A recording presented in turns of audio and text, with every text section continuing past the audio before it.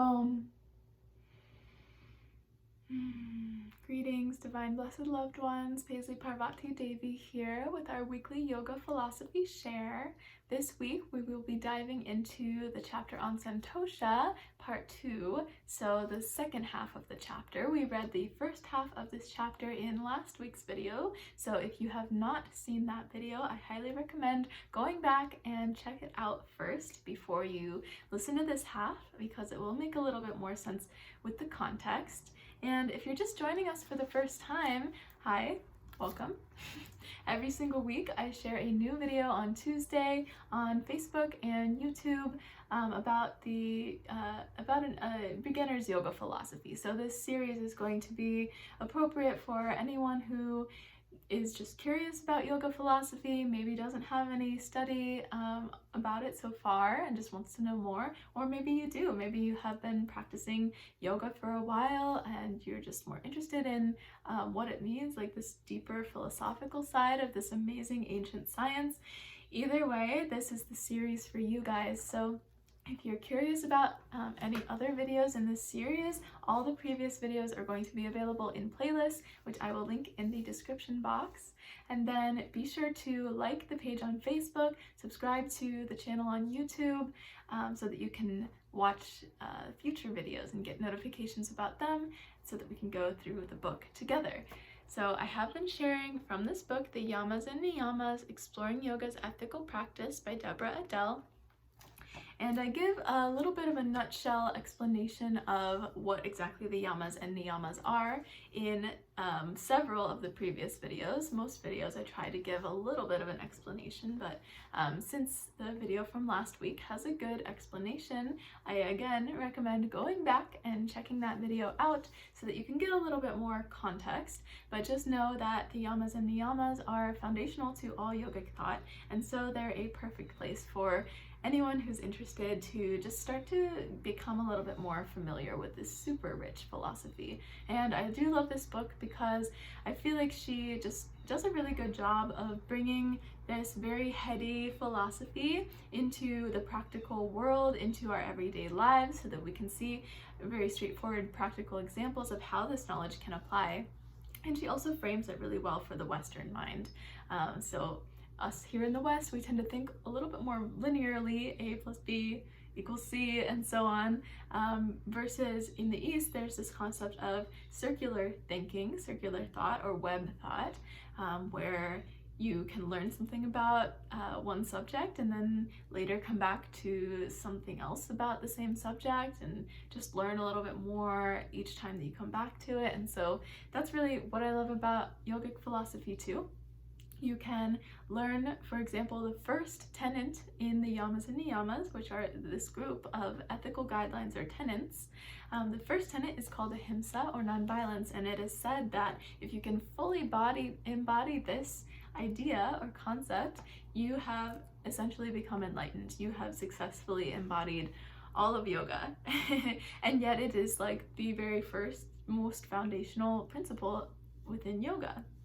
And so circular thought, we may not fully understand the concepts that we're about to discuss today, but just rest assured that even if it doesn't make sense right now, the seed will be planted. And as you come back to this, you'll start to understand a little bit more and a little bit more, until maybe you have an epiphany one day, and maybe the knowledge just slowly accumulates, and then you can see how it's benefited you in your life. Okay, so we are on Santosha, which is the second of the Niyamas, or actions to be cultivated in order to attain inner peace. And we are on the second half of this chapter. This section is titled Gratitude. It is not easy in this culture to stay contented. So how do we get there, and how do we stay there? I can spin out of contentment so quickly that I'm caught off guard with the surprise of it all. I watched myself one particular morning and learned once again the need for gratitude as a tool to keep myself centered in contentment. I was visiting a friend and was suddenly overcome with the beauty and location of her home. The rumblings of discontent had begun. I hadn't traveled this pathway for quite some time, but now on it I watched with amazement at how fast the terrain became steeper and steeper, until I was at a dead run, tumbling down into the land of discontentment. Nothing was right in my life. Nothing was right with me. My morning began with meditation and a lovely visit to a beautiful friend's home. How did I end up here, bruised and disgruntled with the whole of my life? And how did I get here so quickly? One brief moment, a twinge of jealousy for someone else's home, and within an hour I had forgotten that I have a beautiful home, a rich life, a healthy, vital body, a loving family, and a passion for life. I had imprisoned myself in lack. Anyone relate to that? I certainly can, feeling on top of the world when, everything's going right, or perhaps someone gave me a really good compliment and I just feel super stoked, and then all of a sudden I see someone that I tend to compare myself to is doing something that I really wish I could do, and I just feel so jealous and so like, why am I not doing that, and I'm not good enough, and just like all this mental story, right? I had imprisoned myself in lack. I began to trace back my morning until I landed on a secret. Somehow gratitude had slipped out of my heart, leaving me vulnerable to the rumblings of discontent. I had reversed a formula in my head. Instead of being grateful for what I have and happy for my friend, I had slipped out of gratitude and into envy. I discovered the secret of gratitude many years ago when life took me from my hometown, Kansas City, to a town of 100 in eastern Montana. I did not have yoga skills at the time, nor had I honed a very grateful heart. The move felt harsh for a city girl. From a sunken place of despair, something creative and playful called out to me in the form of a challenge. "Let's play the thank you game," the voice said. I had no idea what the thank you game was, but I began to search hard for clues and cracks and pauses in which I could, with some kind of honesty, say thank you to life. What I discovered turned my world upside down. It wasn't long before my step was lighter, and slowly almost everything began to bring a smile to my face and words of gratitude to my heart. I was alive again, and the small town was enchanting. Practicing gratitude protects us from our own pettiness and smallness and keeps us centered in the joy and abundance of our own life. When stimulation pulls at us and disturbance beckons us, it is the gratitude uttered from our lips that keeps us strongly rooted in contentment. So do you see that? Keeping a grateful heart, or cultivating a grateful heart anytime that we feel jealous or upset or being hard on ourselves. Why don't I have this yet? Why aren't I doing that? That person's doing it, why can't I? Or why am I not? Rather than focusing on the lack or what we don't have, what we're not doing, we can look at what we do have, what we are doing, our current situation, the positives of it. Of course, there's always going to be things that maybe aren't perfect, but usually there's at least something that is good, that's going okay, and sometimes that's really hard. Sometimes it seems like there isn't anything going right, but I think that's where this really becomes a practice, right? Because even if I'm having a horrible day, there is still something that I can be grateful for. Like, for example, I'm grateful to not be out in the cold without any clothes on.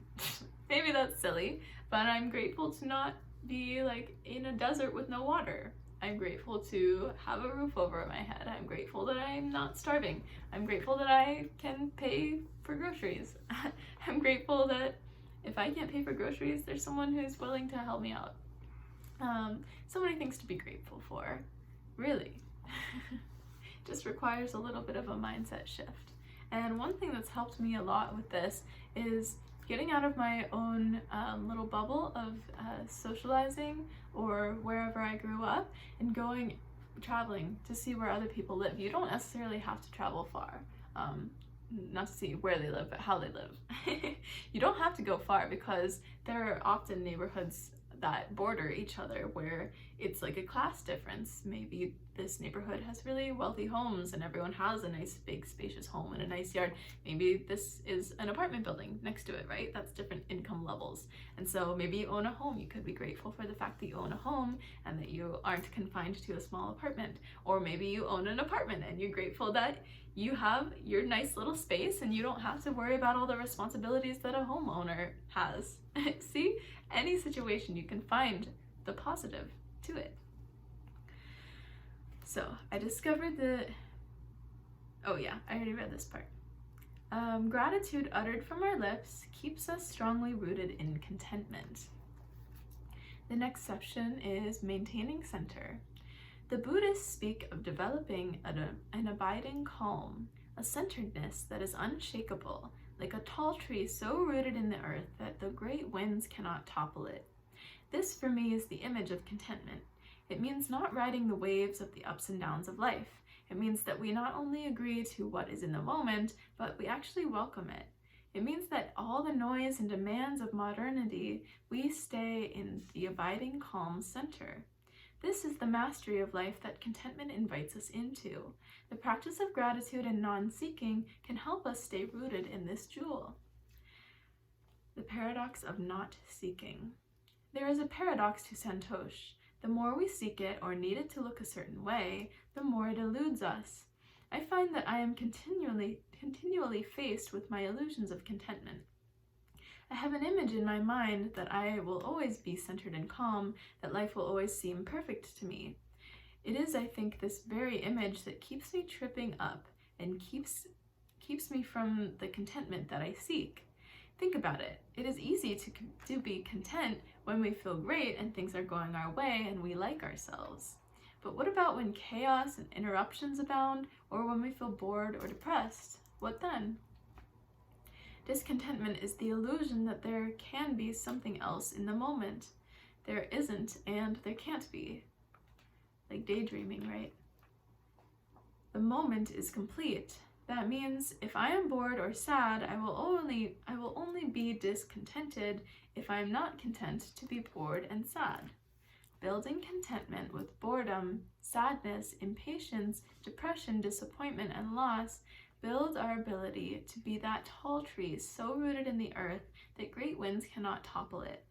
Being content with our discontentment is itself a gateway to the calm depths within.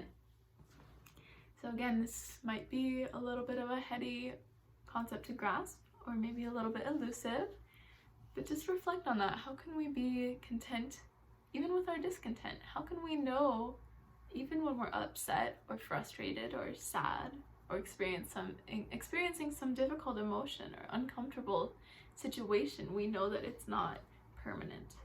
It's not going to last forever. Just like why we should be less attached to the pleasurable things, the things that, make us happy and make us, feel really excited and good.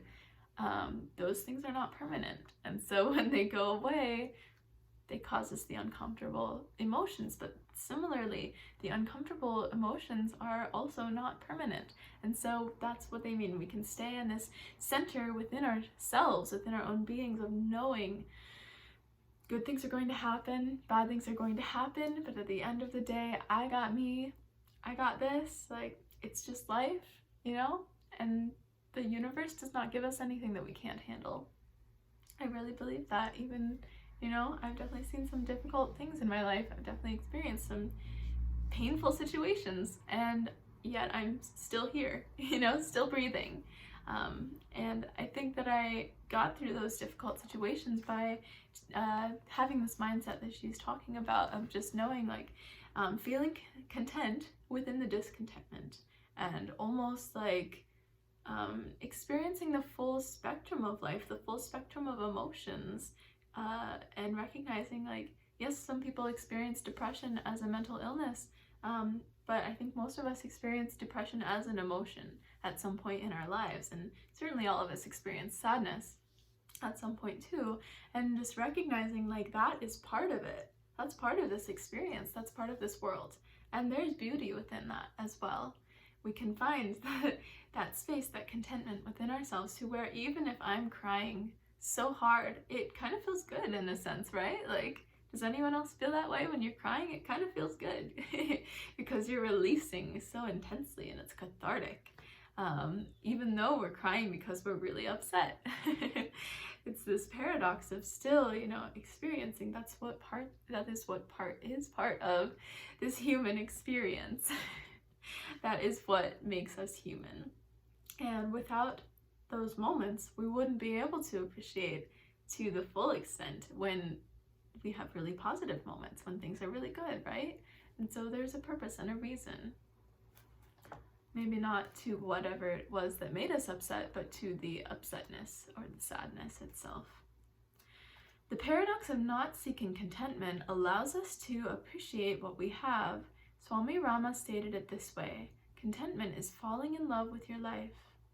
In the beloved classic The Wizard of Oz, Dorothy embarked on a long journey to discover that she already had contentment where she was. In the words of Swami Rama, she had fallen in love with her life. Santosh, or contentment, is performing duty and right action with pure joy. It is the true understanding that there is nothing more that can or does exist than this very moment. When we are purely in the moment is complete. When we do something in the moment to fulfill an expectation for another moment, for instance, exercising to get our bodies to look a certain way, rather than for the pure joy of movement, we will miss contentment. When action is complete in the moment, and the process is enjoyed for the pure joy of the process, action becomes being, and being becomes contentment. So being rather than doing, right? When we're doing, we are aiming for some kind of outcome or expectation. I'm doing this workout so that I can look hot in my swimsuit. Versus I'm moving my body, I'm dancing, I'm, any form of exercise, I'm doing the sport, I'm lifting weights, whatever it is that brings you personally joy, doing it because of that feeling, that positive feeling that comes from it, because it makes you contented and happy, rather than doing it because you feel like you have to so that you can get some certain outcome from the situation, right? Then of course it's going to be very difficult to exercise because you feel like you're forcing yourself to do it. That was something that was like a major light bulb for me when I found yoga, because I was never an athletic human. I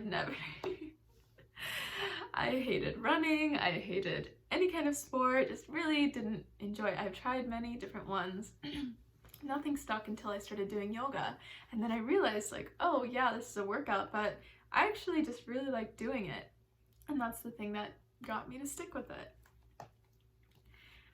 And dancing is a new one that has been also very uplifting for me. I never used to dance either. I did take dance classes when I was younger, but I was always very self-conscious, and again, that's something that yoga helped me with, because it gave me more of a connection to my body. It helped me feel more in my body so that I could trust my body more, because I understood how my body felt and what my body's capacity was and how it could move, how it can't move, and what's safe for it and what feels comfortable.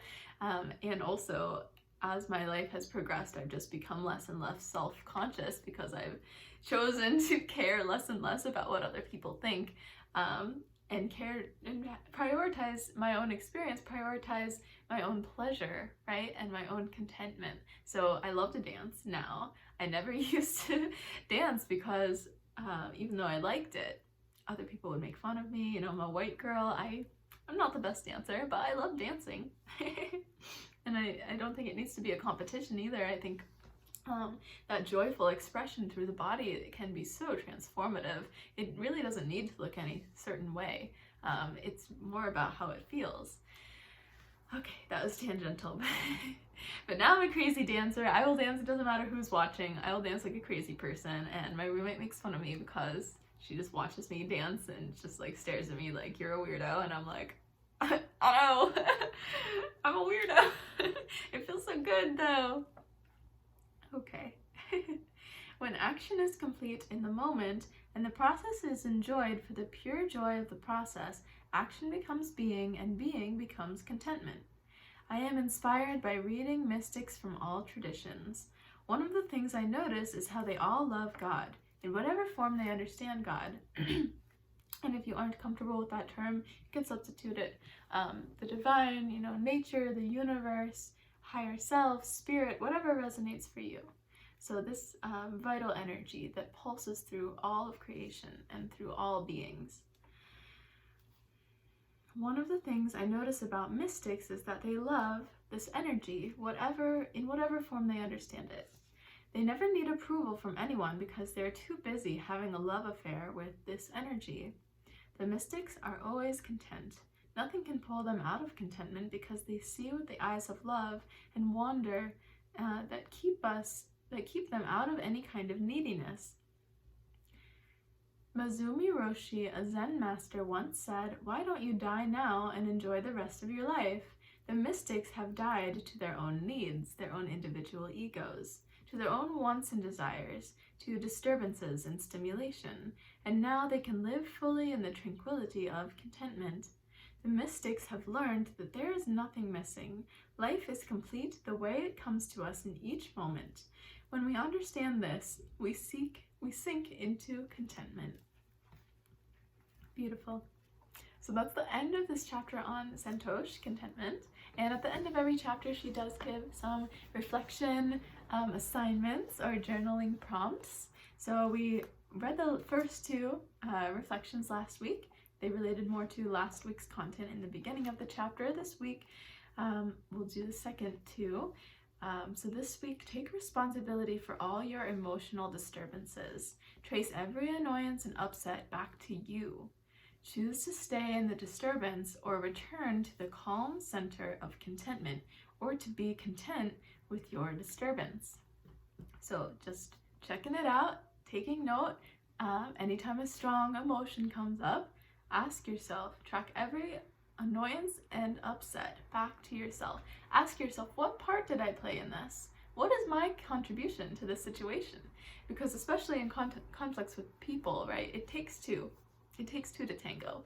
Like, yes, people are rude. People are unnecessarily, just unkind sometimes. And there's an element of recognizing that if you didn't do anything to deserve their attitude or rudeness or unkindness, that's just them. That's just them doing their thing over there. And, that doesn't mean it's fair that they're reflecting that onto you. But again, you have the ability to choose to be immune to it and just be like, oh, okay, you can keep that energy over there. If they're really forcefully trying to bring that energy to you, then this is a great learning opportunity for you to set a boundary or ask yourself, what can I handle? Am I going to be expansive and hold space for this, or am I going to choose to set a boundary and ask that person to take that energy elsewhere? But this is not about other people. This is about you. So trace all of the annoyances and disturbances back to you, because of course it's all too easy to blame other people, whether or not you deserve other people's energy toward you. You can still ask yourself, what part did I play in this? Even if it's someone being rude out of nowhere for no reason at all, you can still ask yourself, what part did I play in this? But I think a better example is most situations are more convoluted than that. So maybe in a continual conflict that you have with someone, you can continuously ask yourself, what part am I playing in this? How am I feeding into this situation? And just notice it. Choose to stay in the disturbance or return to the calm center of contentment, or to be content with your disturbance. So either way, you have a choice here. You're not the victim. And then finally, this week, practice gratitude and non-seeking. Be content with each moment as it is. Ponder these words from the mystic Meister Eckhart Tolle. If the only prayer you say in your entire life is thank you, that would suffice. Thank you, person honking their horn. If the only prayer you say in your entire life is thank you, that would suffice. So practicing gratitude, such an amazing and powerful practice. If you can, before you get out of bed in the morning, just think to yourself 3 things that you're grateful for. Maybe 3 things that you're excited for that day, or even just something as simple as like, oh, I'm grateful that I have a warm, cozy bed to sleep in. I'm grateful that I have this soft blanket on me right now. I'm grateful for my pet or my partner sleeping next to me, or my child in the next room over, or I'm grateful that I get to spend this time alone and build a healthy, nourishing, loving relationship with myself. What are you grateful for? Just practicing that gratitude and bringing ourselves into this place of empowerment and thankfulness for whatever it is that we have in our lives, because again, we all do have something to be grateful for. So thank you guys for listening to my musings. As always, I would love to hear your reflections on this content, so please share with me in the comments section below. I would also really appreciate if you like this video, tag a friend, share with someone who you feel like this information could be relevant or helpful for. And if you're really enjoying this series and want to dive deeper into yoga philosophy, I do talk a lot more about it over on my Patreon community. And not just yoga philosophy, I also share about Ayurveda and healthy lifestyle, healthy recipe, just healthy lifestyle tips and things like that. So a lot of good stuff going on over there. And I'll also leave the link for that in the description box. So you can check it out. You can join for just $3.33 per month. And if not, I love and appreciate you just as much. So thank you guys so much for taking this time with me. And I hope that you have an amazing day. Thank you. Bless. Peace.